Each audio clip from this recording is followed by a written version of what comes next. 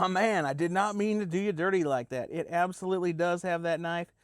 It's perfect size, about 2.5 inches. Not only does it have a knife on the outside, but you're also going to have the saw blade. Both of those have the locking mechanism on it, just like a standard pocket knife. And those of you that are new here, check that out. You flip that open. This is going to be a zip tie cutter. It's got a razor sharp edge in it. Close it up, hit the lock button. This is the NEXTORCH Pioneer.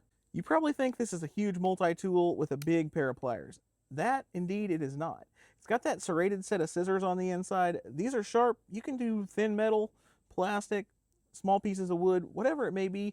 This will chop rope and clothing in half with ease. Most people need a big pair of pliers, though, when it comes to a multi-tool. Well, the Pioneer has you covered.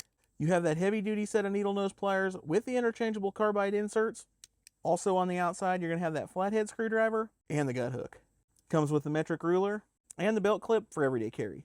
Also includes a sheath, and these come in a couple of different colors.